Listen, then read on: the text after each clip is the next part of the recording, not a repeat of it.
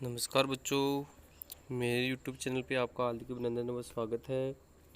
आज अपन देखने वाले हैं अर्थव्यवस्था इकोनॉमिक्स का लेसन नंबर 16, जिसके अंदर अंतर्गत देखेंगे और भारतीय अर्थव्यवस्था की समक्ष चुनौतियाँ। पहले वाले लेसन में अपन देख चुके हैं कि भारतीय अर्थव्यवस्था की प्रमुख विशेषताएँ हैं। विशेषताओं के साथ साथ अपन आज देखेंगे प्रमुख चुनौतियाँ कि भारतीय अर्थव्यवस्था के सामने प्रमुख चुनौतियाँ कौन सी हैं।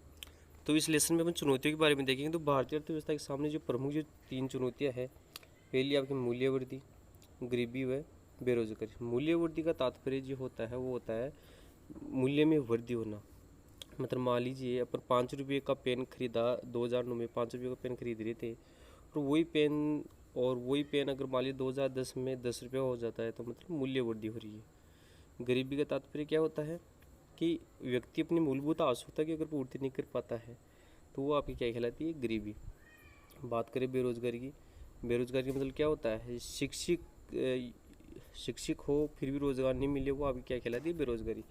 देखते अपन आज विश्व में सबसे तेज बढ़ती अर्थव्यवस्था में शामिल विश्व इसकी बढ़ती आर्थिक शक्ति को स्वीकार कर रहा है, लेकिन विकास के साथ साथ भारतीय अर्थव्यवस्था को अनेक चुनौतियों का सामना करना पड़ रहा है। मतलब विकास तो हो रहा है लेकिन साथ में अनेक चुनौतियों का सामना भी करना पड़ रहा है। समाचारों, टीवी चैनलों, जन सामान्य चर्चाओं, इंटरनेट आदि से मिलने वाली विभिन्न सूचनाओं पर हम विचार कर पाते हैं तो भारतीय अर्थव्यवस्था के समेत अनेक चुनौतियों में मूल्य वृद्धि, गरीबी व बेरोजगारी की समस्या है।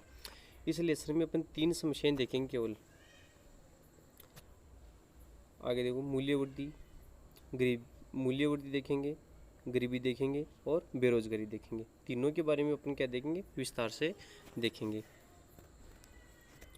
देखिए, गरीबी तथा बेरोजगारी को भारतीय अर्थव्यवस्था की प्रमुख सामाजिक आर्थिक समस्या कहा जाए तो कोई अतिशयोक्ति नहीं है।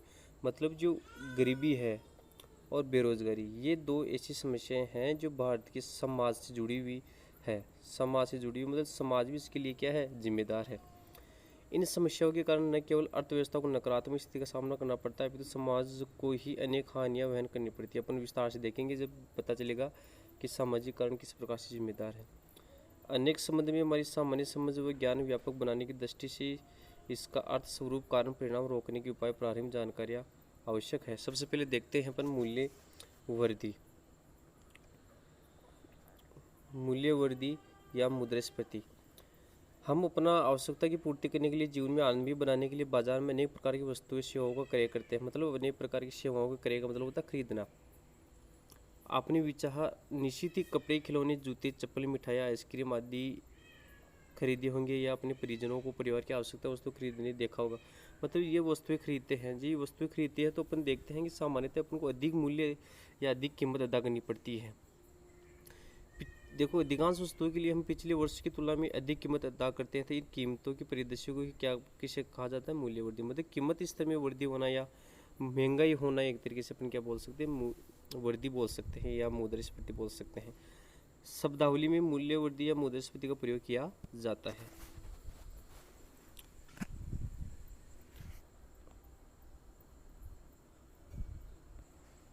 या एक शब्द अपन को दिखाई दे रहा होगा, कीमत। देखो, कीमत क्या है, मौद्रिक अर्थव्यवस्था में किसी वस्तु या सेवा की एक इकाई का मुद्रा की जितनी इकाई के साथ विनिमय होता है। विनिमय का मतलब क्या होता है, विनिमय वह वस्तु या सेवा की कीमत कहलाती है। विनिमय का मतलब क्या होता है, जैसे किसी चीज़ के बदले कोई चीज़ देते हैं, जैसे मान लीजिए विनिमय, जैसे वस्तु विनिमय, वस्तु के बदले अगर वस्तु दे, वस्तु विनिमय। मुद्रा विनिमय, जैसे मान लीजिए आप बाज़ार में जाते हो, बाज़ार में आपने मान लीजिए खिलौना खरीदा और इस खिलौने के बदले में आपने क्या दी, मुद्रा दी, तो वो आपकी क्या कहलाता है, विनिमय का माध्यम। अब आगे देखते हैं अपन 1950 की इकाई में 1950 के दशक में मुद्रास्फीति की औसत, मतलब 1950 में मुद्रास्फीति कितनी थी, 1.7%, लेकिन 1960 के दशक में 6.4, मतलब 1960 के दशक में महंगाई और बढ़ गई। अब देखो आगे 70 के दशक में ये 9% ऊंची हो गई। ऊंची स्फीति 1995 में चलती, इसके पश्चात मुद्रास्फीति में कुछ कमी देखी गई।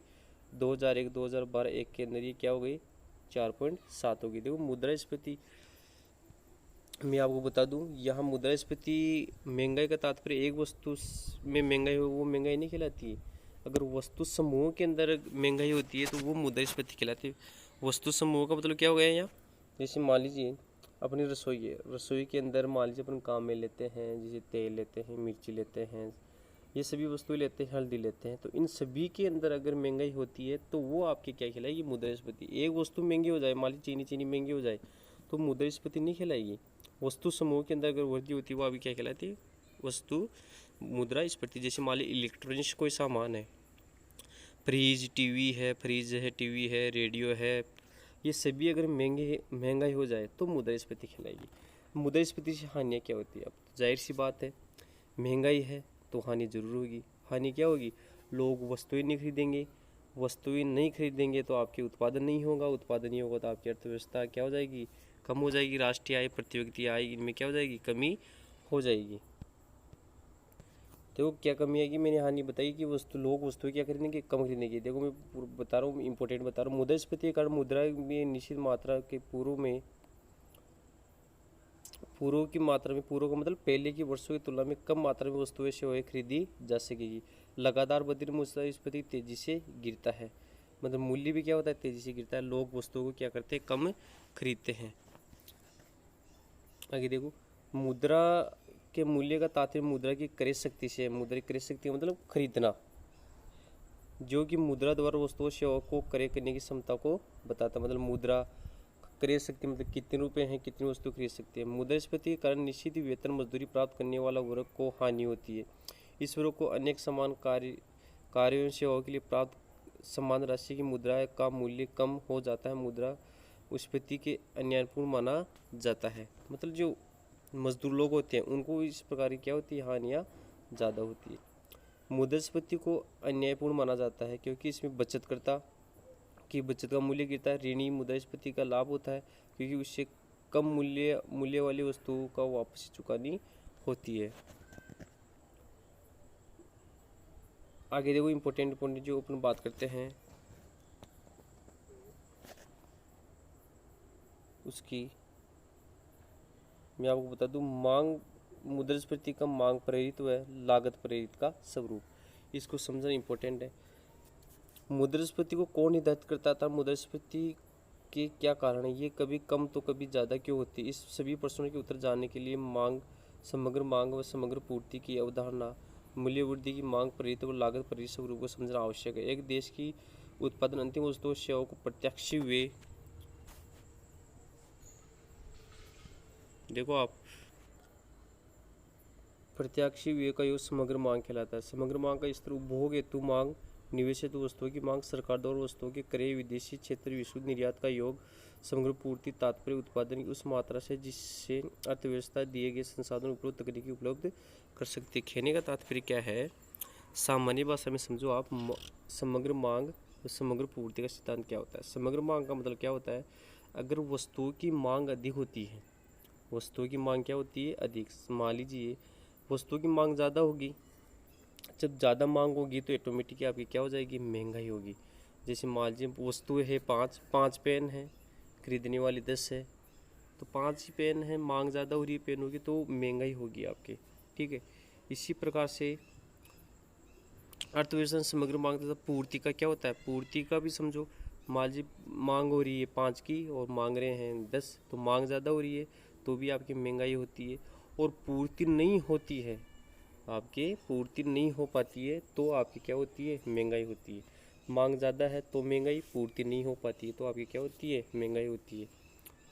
आगे देखो आप, अर्थव्यवस्था की समग्र मांग समग्र पूर्ति के बीच उत्पन्न होने वाले असंतुलन कीमतों में परिवर्तन उत्पन्न करते हैं। जब समग्र मांग में वृद्धि होती है या समग्र पूर्ति में कमी आती है या दोनों स्थितियाँ एक साथ उत्पन्न हो जाती है तो अर्थव्यवस्था में कीमतों पर ऊपर की ओर दबाव बढ़ता है। देखो मैंने बताया ना, समग्र मांग समग्र पूर्ति के बीच असंतुलित कीमतों में परिवर्तन, अगर दोनों में एक साथ वृद्धि हो जाए या अलग अलग वृद्धि हो जाए तो ऊपर की ओर दबाव बढ़ता है। तो समग्र मांग में वृद्धि के कारण मुद्रास्फीति बढ़ती है, पूर्ति मुद्रास्फीति कहते हैं।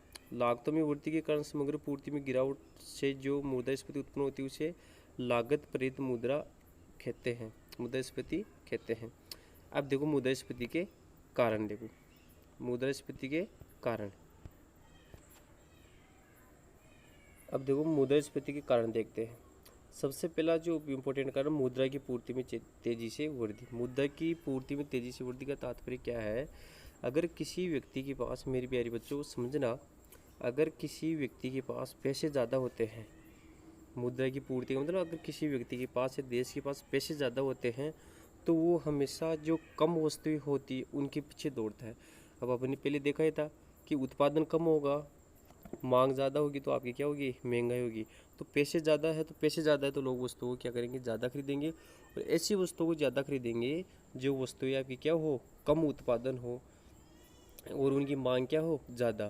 तो इससे आपके कम उत्पादन हो रहा है, मांग ज़्यादा हो रही है, इस कारण से आपकी क्या हो रही है, महंगाई। देखो विश्व में अनेक अर्थशास्त्रियों का मत है कि मुद्रास्फीति का सर्वाधिक महत्वपूर्ण कारण मुद्रा की पूर्ति का आवश्यकता से अधिक होना है। मतलब पैसे अगर किसी व्यक्ति के पास ज़्यादा है तो वस्तुएं क्या खरीदेगा, ज़्यादा खरीदेगा, ऐसी वस्तुएं खरीदेगा जिसका उत्पादन क्या हो, कम हो। अर्थव्यवस्था में जब वस्तुओं और सेवाओं के उत्पादन की तुलना में मुद्रा की पूर्ति तेजी से बढ़ती है तो अत्यधिक मुद्रा अपेक्षाकृत कम वस्तुओं के पीछे दौड़ती है, मतलब वस्तुएं कम हो उनके पीछे। इससे दिए गए कीमत स्तर पर समग्र मांग का स्तर समग्र पूर्ति से अधिक हो जाता है। देखो क्या बोल रहा है, समग्र स्तर पर मांग का स्तर पूर्ति से अधिक हो जाता है तो कीमतों में वृद्धि की प्रवृत्ति उत्पन्न हो जाती है। समझ गए होंगे आप इस बात को।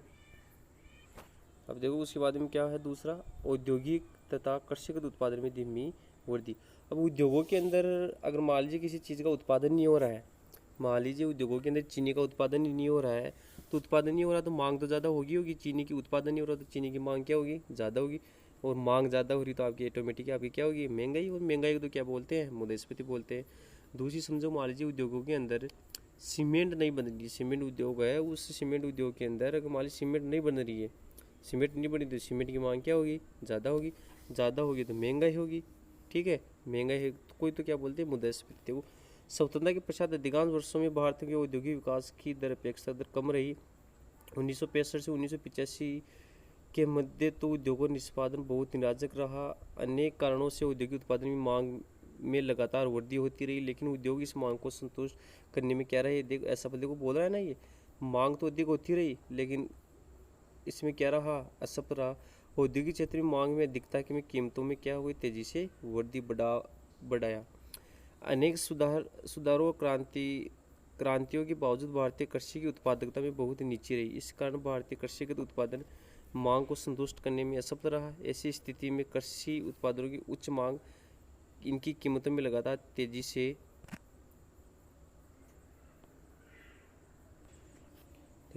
बढ़ती रही। ठीक है, दूसरा देखते हैं सार्वजनिक व्यय में उच्च स्तर। सार्वजनिक व्यय का मतलब क्या होता है, सार्वजनिक व्यय विकास के साथ साथ बढ़ती दायित्व की सरकारी व्यय में भी लगातार वृद्धि। सरकारी व्यय का मतलब क्या होता है, सरकारी कामकाजों में ज़्यादा खर्च होना, जैसे हवाई अड्डे बढ़ा दिए आपके, रोड बना दिया आपके, इस प्रकार से सरकारी व्यय की ये वृद्धि समाज के लिए पूर्ण लाभदायक नहीं हुई। सरकार द्वारा किए जाने वाले उत्पादक व्यय समग्र पूर्ति को नहीं बढ़ता, लेकिन जनता को क्रय शक्ति प्रदान करके समग्र मांग को बढ़ा देना, इससे मुद्रास्फीति की स्थिति उत्पन्न हो जाती है। अन्य कारण भी देखते हैं, बढ़ती जनसंख्या के कारण भारत में वस्तुओं और सेवाओं की मांग इस तरह से देव उच्च बना रहा है। मतलब अब देखो भारत की जनसंख्या आपको पता है चीन के बाद में दूसरे स्थान पर है, दूसरे स्थान पे तो जनसंख्या ज़्यादा है, वस्तुएं कम है, तो मांग आपकी क्या होगी, ज़्यादा होगी। मांग ज़्यादा होगी तो आपको पता है आपकी क्या होगी, महंगाई होगी, जो कीमतों को तेज़ी से बढ़ाता है। अनेक वस्तुओं का मूल्य सरकार द्वारा तय किया जाता है। जब सरकार अपने घाटे को कम करने के लिए इन वस्तुओं की कीमतों को क्या कर देती है, बढ़ा देती है। आगे समझ में, मतलब अगर मान लीजिए सरकार को घाटा होता है, जैसे पेट्रोल है, अब सरकार को घाटा हो गया तो सरकार ने पेट्रोल के दाम क्या हो गए, बढ़ा दिए, तो दाम बढ़ गए तो मतलब मुद्रास्फीति। अर्थव्यवस्था में मूल्य वृद्धि की समस्या देखने को मिलती है। महंगे आयात, कृषिगत उत्पादनों की उच्च न्यूनतम समर्थन कीमत, आय का बढ़ा हुआ स्तर, ये सभी बातें। देखो सरकार अपने घाटे को कम करने के लिए वस्तु कीमतों को क्या कर देती है, बढ़ा देती है। अर्थव्यवस्था में मूल्यस्फीति सामान्य देखने को मिलती है। महंगे आयात, कृषिगत उत्पादन, उच्च न्यूनतम समर्थन कीमत तय करना, आय का बढ़ता स्तर, अप्रत्यक्ष करों में ऊंचा स्तर, मजदूरी दरों में वृद्धि, औद्योगिक उत्पादन में वृद्धि, बाधाएं इत्यादि कारण मुद्रास्फीति क्या होती है, बढ़ती है। अब बढ़ गई, अब इसके उपाय देखते हैं। मुद्रास्फीति के नियंत्रण के उपाय, मतलब आखिर इस महंगाई को किस प्रकार से कम किया जा सकता है। देखो मुद्रास्फीति का कोई एक कारण नहीं है, इसलिए इसे नियंत्रित किया जाना सरल नहीं है। मुद्रास्फीति देश के सामने अनेक कठिनाई उत्पन्न करती है, मतलब महंगाई इतनी, इससे रोका जाना आवश्यक है। मुद्रास्फीति को नियंत्रित करने के उपाय, सबसे पहले देखते हैं मौद्रिक उपाय। मौद्रिक उपाय का मतलब क्या होता है, सबसे पहले अपन क्या देखेंगे, देखो सबसे मौद्रिक उपाय। मुद्रास्फीति के नियंत्रण हेतु केंद्रीय बैंक, भारत का केंद्रीय बैंक कौन सा है? मौद्रिक उपाय मतलब केंद्रीय बैंक, बैंकों द्वारा। केंद्रीय बैंक कौन सा है? भारतीय रिजर्व बैंक, भारत आरबीआई द्वारा मौद्रिक उपाय अपना जाए। इन उपायों के अंतर्गत केंद्रीय बैंक मुद्रा की मात्रा, साख की उपलब्धता, ब्याज की दरों को प्रभावित करके समग्र मांग को कम करने तथा समग्र पूर्ति को बढ़ाने का क्या कर सकती है? प्रयत्न कर सकती है, मतलब ब्याज दरों को कम करके। जब मुद्रा की मात्रा या साख की उपलब्धता में कमी आती है तो समग्र मांग भी कम हो जाती है, मुद्रास्फीति क्या हो सकती है? कम हो सकती है। दूसरा देखो राजकोषीय उपाय, मतलब सरकार द्वारा जो उपाय अपनाए जाते हैं उन्हें क्या बोला जाता है? राजकोषीय देखो राजकोषीय उपाय, सरकार द्वारा राजकोषीय उपाय किए जाते हैं। इन उपायों में सरकार करारोपण, सार्वजनिक व्यय, सार्वजनिक ऋणों में उपलब्ध करके समग्र मांग को नियंत्रित करने और समग्र पूर्ति को बढ़ाने का प्रयत्न करती है। कहने का तात्पर्य क्या है? मांग को नियंत्रित करने, अगर पूर्ति अगर हो जाती है तो मांग ऑटोमेटिक क्या हो जाएगी? कम हो जाएगी। जैसे बाजार में जाते हैं, मान लीजिए 10 किलो आलू है, खरीदने वाले 5 किलो ही है, तो मांग हो गई ना ऑटोमेटिक। मांग, पूर्ति बहुत है, मांग ऑटोमेटिक क्या हो जाएगी? कम हो जाएगी। तो सार्वजनिक व्यय है, करारोपण है, मतलब जो कर टैक्स होते हैं उनको नियंत्रण करना। सरकार प्रत्यक्ष कर बढ़ाकर तथा सार्वजनिक व्यय में कमी करके सार्वजनिक ऋण लेकर समग्र मांग को नियंत्रित करके मौद्रिक उपायों को कम कर सकती है। कर सकती है, नहीं कर सकती है? अब देखो, सरकार प्रत्यक्ष कर को कम करके उत्पादन निवेश बढ़ाकर समग्र पूर्ति में वृद्धि, मुद्रास्फीति नियंत्रित कर सकती है। अगर पूर्ति में मेन कारण ये है कि अगर पूर्ति अधिक हो तो ऑटोमेटिक आपकी पूर्ति अधिक है तो मांग ऑटोमेटिक क्या हो जाएगी? कम हो जाएगी। अन्य कारण भी देख लेते हैं। उपयुक्त वर्णित उपायों के अतिरिक्त आवश्यक वस्तुओं को सार्वजनिक वितरण प्रणाली के माध्यम से उच्च मूल्य की दुकानों पर उपलब्ध करवाना, अधिक मांग वाली वस्तुओं का आयात करके प्रशासनिक कीमतों में कमी करके भी मूल्य वृद्धि को रोका जा सकता है। सरकार द्वारा कृषिगत उद्योगों को दिए जाने वाले निवेश प्रोत्साहन समग्र पूर्ति को बढ़ा में वृद्धि को नियंत्रण उपयोगी, मूल्य वृद्धि पर नियंत्रण उपयोगी होती है। कहने का तात्पर्य क्या है? देखो, सार्वजनिक वितरण प्रणाली के माध्यम से दुकानों पर उपलब्ध कराई, मतलब जिसकी चीज़ की मांग ज़्यादा हो रही है उसको दुकानों पे क्या करना चाहिए? उपलब्ध कराना चाहिए। आगे देखते दूसरा कारण अपन देखेंगे, गरीबी। दूसरा कारण जो इम्पोर्टेंट है वो आपके कौन सा है? देखो, दूसरा इम्पोर्टेंट कारण क्या है? आपके गरीबी। तो गरीबी का तात्पर्य क्या हो गया आपके? तो गरीबी जिसमें मैंने पहले बताया, जिसमें व्यक्ति अपनी मूलभूत आवश्यकता की पूर्ति नहीं कर सकता, वो आपकी क्या कहलाती है? गरीबी। गरीबी वह स्थिति जिसमें व्यक्ति जीवन निर्वाह न्यूनतम आवश्यकता को पूरा करने में असफल होता है। न्यूनतम आवश्यकता का मतलब जैसे मूलभूत आवश्यकता बोल सकते हैं या बुनियादी आवश्यकता बोल सकते हैं, जिसमें रोटी, कपड़ा और मकान। जिसके अनेक आयाम हैं, लेकिन सामान्य तौर पर गरीबी शब्द का तात्पर्य आर्थिक अविवेचन से लिया जाता है, अर्थात धन संपदा के अभाव को क्या कहा जाता है? गरीब। हम देखते हैं कि एक और कुछ लोग ऐसे घरों में रहते हैं जो बड़े सुंदर, और दूसरी तरफ कुछ लोगों के पास रहने के लिए क्या नहीं होते हैं? कच्चे घर होते हैं। आपने अनेक ऐसे बच्चों को देखा होगा जो विद्यालय में आने में समर्थ नहीं है, उन्हें अपनी तथा परिवार की आवश्यकता को पूरा करने के लिए काम पर जाना पड़ता है। कहने का मतलब क्या है कि जब व्यक्ति की मूलभूत आवश्यकताएं पूरी नहीं होती है तो वही आपकी क्या कहलाता है? गरीब कहलाता है। देखो, आपकी गरीबी दो प्रकार की होती है, निरपेक्ष गरीबी और सापेक्ष गरीबी। निरपेक्ष गरीबी का आप इतना से देख लो, वह गरीबी जिसमें व्यक्ति अपने जीवन निर्वाह हेतु न्यूनतम आवश्यकता की पूर्ति नहीं कर पाता है, मतलब जिसमें व्यक्ति अपनी मूलभूत आवश्यकता की पूर्ति नहीं कर पाता है, जिसमें रोटी, कपड़ा और मकान। और ये तो हो गई आपकी निरपेक्ष गरीबी।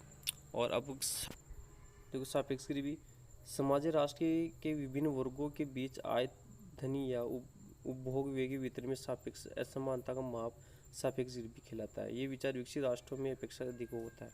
सापेक्ष गरीबी के तात्पर्य देखो, सरल भाषा में समझो कि मान लीजिए भारत की राष्ट्रीय आय है 500 रुपये, ये प्रति व्यक्ति आय है 500 रुपये, ठीक है। भारत की प्रति व्यक्ति आय कितनी है? 500। और अमेरिका की प्रति व्यक्ति आय क्या है? 700 रुपये। तो इसमें अमेरिका क्या हो गया? अमीर हो गया, भारत क्या हो गया? गरीब हो गया। मतलब विभिन्न राष्ट्रों के बीच आय तथा धन के उपभोग में वितरण क्या कहलाती है? सापेक्ष गरीबी। मतलब प्रति व्यक्ति आय और राष्ट्रीय आय में जो इनकम के आधार पर अपन अंतर स्पष्ट करते हैं, वो अभी क्या कहलाती है? सापेक्ष गरीबी। अब भारत में गरीबी का माप, ये इंपॉर्टेंट है, 1 नंबर का क्वेश्चन आता है यहाँ पे। भारत में गरीबी का माप किस प्रकार से किसी ने मापी? देखो, भारत में गरीबी का माप है तो सर्वप्रथम प्रयास दादा भाई नौरोजी ने 1868 में किया था। ये इंपॉर्टेंट है कि भारत में सबसे पहले गरीबी का माप किसने किया था। ये आया भी था क्वेश्चन की बार। सबसे पहले गरीबी का माप किसने किया था? दादा भाई नौरोजी ने 1868 में। स्वतंत्रता के देखो आगे देखते हैं। 1962 में योजना आयोग योजना आयोग द्वारा एक दल गठन किया गया। 1971 में VM दांडेकर नीलकंठ रथ ने गरीबी के लिए कसौटी परिभाषित की। 1979 में देखो, ये ज़्यादा इंपॉर्टेंट नहीं इसलिए मैं नहीं बता रहा। अब देखो, कुछ लोगों ने ये भी बताया है भाई 2400 कैलोरी प्रतिदिन, ग्रामीण क्षेत्रों में 2400 कैलोरी और शहरों के अंदर 2100 कैलोरी की प्रतिदिन आवश्यक मिलनी चाहिए। यदि ये उपभोग नहीं कर पाता तो वो आपके क्या खिलाएगा? वो आपके क्या है? आगे देखते हैं अपन। सुरेश तेंदुलकर तथा रंगराजन का गरीबी निर्धारण की उपभोग पैमाना। देखो, इम्पोर्टेंट ये है, वो तो अपनी कैलोरी के आधार पे देख लिया। उन्होंने मासिक व्यय के आधार बताया कि शहरों के अंदर अगर 1000 रुपये, शहरों के अंदर तो कितने 1000 रुपये और ग्रामीण क्षेत्रों में 816 रुपये कम प्रति व्यक्ति मासिक उपभोग करने वाले व्यक्ति क्या कहलाएगा? गरीब। मतलब शहरों के अंदर 1000 रुपये और ग्रामीण क्षेत्रों में 816 रुपये अगर खर्च नहीं कर पाता है, वो आपकी व्यक्ति क्या कहलाएगा? गरीब। सुरेश तेंदुलकर के अनुमानों के अनुसार भारत में 21.92% लोग क्या है? गरीब है। अर्थात लगभग 27 करोड़ गरीबी रेखा के नीचे जीवन यापन करते हैं, मतलब जो BPL आती है। श्री रंगराजन ने 2012 के अनुसार ग्रामीण क्षेत्रों में 972 प्रति व्यक्ति मासिक उपभोग, एक व्यक्ति की बता रहा हूँ मैं। शहरी क्षेत्रों में 1404 प्रति व्यक्ति मासिक उपभोग वे गरीबी के नीचे माना जाता है। इनके अनुसार क्या है? 29% लोग क्या है? गरीब है। आई समझ में? देखो, ये हो गया। संयुक्त राष्ट्र, ये देख लिया 29% गरीब है। संयुक्त राष्ट्र विकास कार्यक्रम के लिए ऑक्सफोर्ड निरंतरता मानव विकास फैल ने बहुआयामी निरंतरता सूचकांक बनाया, जिसमें 2010 में मानव विकास प्रतिवेदन में जारी किया गया। इस निरंतरता सूचकांक के अवलोकन हेतु 3 आयामों तथा 10 सूचकों का उपयोग किया गया। भारत में विश्वसनीय समकलनकारी राष्ट्रीय प्रदर्शन सर्वेक्षण संगठन इसके द्वारा चलाई गई विभिन्न दौरों को एकत्रित किए गए उपयोग वे संबंधित समकों के आधार पर विभिन्न विशेषज्ञ की गरीबी का अनुमान लगाते हैं। अब अपन आगे वाले जो वीडियो होगा, नेक्स्ट अपना जो भी वीडियो होगा, इस वीडियो के अंदर अपन देखो रिकॉल अवधि ज़्यादा इंपॉर्टेंट, गरीबी के कारण देखेंगे। अगले वाली वीडियो के अंदर अपन क्या देखेंगे? गरीबी के कारण, और गरीबी के कारण क्या है। ठीक है, गरीबी के कारण। देखो, भारत में गरीबी के लिए सामाजिक, आर्थिक और राजनीतिक कारण उत्तरदायी है। सबसे पहले अपन देखते हैं सामाजिक कारण क्या है, मतलब समाज किस प्रकार से गरीबी के लिए क्या है। देखो, सामाजिक कारण फटाफट देख लेते हैं। सामाजिक कारण, समाज किस प्रकार से जिम्मेदार है। सामाजिक कारण में अपन देखते हैं समाज किस प्रकार से जिम्मेदार है इसमें। देखो, भारत में सामाजिक ढांचे गरीबी को बढ़ावा देने वाला जन्म दर, विवाह, मृत्यु दर संबंधी अनेक परंपराएं ऐसी जो व्यक्ति को कर्जदार बना देती है। मतलब भारत के अंदर क्या होता है सामाजिकरण में, क्या है कि जैसे जन्म है, विवाह है, मृत्यु बोझ, इनके अंदर लोग क्या है कि ज़्यादा पैसे खर्च करते थे, कर्जदार हो जाते, तो ऑटोमेटिक क्या हो जाते? गरीब। व्यक्ति जीवन पर्यंत उस कर्ज भी का बोझ बाहर नहीं आता है। इस प्रकार बेटे के जन्म की चाह में जनसंख्या वृद्धि को योगदान, मतलब बेटे की चाह में मान ली किसी की 1 लड़की हो गई या 2 लड़कियाँ हो गई, 3 लड़कियाँ हो गई, 4 लड़कियाँ हो गई, लेकिन जब तक बेटा नहीं होता है, जब तक वो उसको क्या करते हैं? जनसंख्या वृद्धि में योगदान देते हैं, जिससे भी व्यक्ति क्या करते हैं? गरीब। जो गरीबी एक प्रकार का बड़ा जातियों की में विभाजित हिंदू समाज, ऐसा देखो समाज के कारण। देखो, जहाँ समाज के एक बड़े पिछड़े हिस्से को लगातार हीन अवस्था से बनाए रखा है, इस वर्ग में लंबे समय तक गरीबी के बाहर निकलने का कोई अवसर नहीं दिया। गरीबी के कारण की चर्चा रेग्रान नक्शे के नाम से दीदी महत्वपूर्ण नक्शे में गरीबी दूसरी परिकल्पना प्रस्तुत की। राष्ट्रीय इसलिए गरीबी होने के कारण वो पहले ही गरीब है। गरीबी दुष्करण की निरंतरता, ये इंपॉर्टेंट नहीं है। आर्थिक कारण देखते हैं अपन दूसरा आगे वाला जो इंपॉर्टेंट। देखो, आर्थिक कारण पहला देखा अपने सामाजिक कारण, मतलब व्यक्ति ज़्यादा अधिकतर विवाह है, जन्म है, मृत्यु बोझ है, इनमें पैसे ज़्यादा खर्च कर देता है तो कर्जदार बन जाता है, इसके सामाजिक कारण। भारत में अधिकांश जनसंख्या आर्थिक पिछड़ेपन का शिकार है।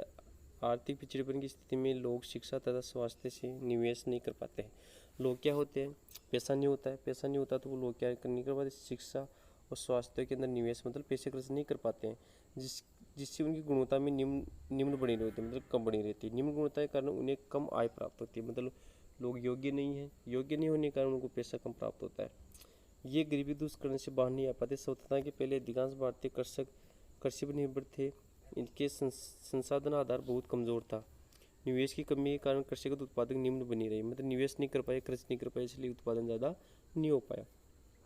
इन्हीं कारण से लघु कृषक तथा कृषक श्रमिकों को प्राप्त होने वाली आय आज भी जीवन निर्वाह के न्यूनतम स्तर पर बनी है। मतलब इतना ही उत्पादन करते हैं जिससे उनका जीवन यापन हो जाता है, मतलब जीवन निर्वाह हो जाता है। पिछड़े व्यक्ति आर्थिक पिछड़ेपन व्यक्ति के पास अवसर की उपलब्धता कम कर देता है। अवसरों के अभाव में व्यक्ति क्या हो जाता है, गरीबी दुष्कर से बाहर नहीं निकल पाता। ये अपना क्या था, आर्थिक कारण। अब गरीबी के कुछ कारण, राजनीतिक कारण, मतलब राजनीति भी कहीं ना कहीं, सरकार भी इसके लिए क्या है, जिम्मेदार है। राजनीतिक इच्छाशक्ति की कमी के कारण भारत में भीषण गरीबी के लिए उत्तरदायी है। 5वीं पंचवर्षीय योजना से पूर्व सरकार द्वारा गरीबी निवारण हेतु कोई विशेष प्रयास नहीं कर, मतलब जो 5वीं पंचवर्षीय योजना थी इंदिरा गांधी वाली, उसमें इंदिरा गांधी ने केवल ये योजना बनाई थी, भाई भारत में गरीबी हटाओ। गरीबी निवारण हेतु विभिन्न सरकारों द्वारा अनेक योजनाएं बनाई, लेकिन प्रबल राजनीतिक इच्छाशक्ति के अभाव के कारण उन्हें योजना का लाभ लक्षित व्यक्ति तक नहीं पहुंच पाया। लक्षित व्यक्ति का मतलब क्या हो गया, जैसे योजनाएं तो बनाई, बहुत सारी योजना बनाई, लेकिन लक्षित व्यक्ति मतलब जिसको लाभ पहुंचना चाहिए उस व्यक्ति को लाभ नहीं पहुंच पाया।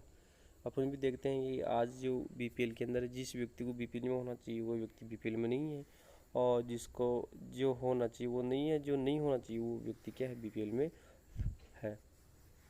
हमारे प्रशासनिक तंत्र में अनेक रिसाव है। वर्तमान सरकार द्वारा अपनाई जा रही प्रत्यक्ष लाभ स्थानांतरण की नीति कारण इन रिसावों में भारी कमी है। मतलब प्रत्यक्ष, मतलब बीच में क्या होता था, पहले लोग क्या होते, बीच में खा जाते थे लोगों के पैसे।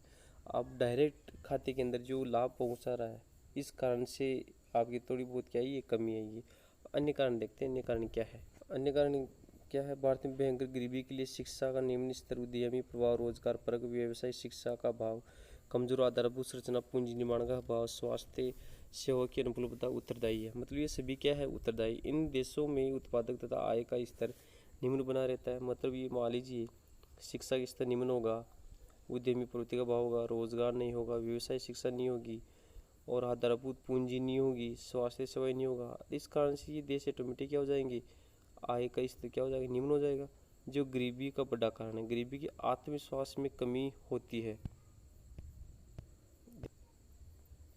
तथा आर्थिक जोखिम उठाने के लिए स्थिति नहीं होती है, तथा स्वयं व्यवसाय स्थापित करने में गरीबी दूर चक्र से बाहर नहीं कर पाते। मुद्रास्फीति या मूल्य वृद्धि गरीबी बढ़ाती है, आपको पता है, महंगाई तो बढ़ाती है। कीमतों में वृद्धि के कारण अनेक लोग जीवन निर्वाह की मूलभूत आवश्यकताओं से संबंधित वस्तुओं को क्रय नहीं कर पाते हैं तथा गरीबी रेखा के नीचे चले जाते हैं। अब आगे वाली वीडियो में देखेंगे गरीबी के निवारण और बेरोजगारी की वाली समस्या। जय हिंद, जय भारत।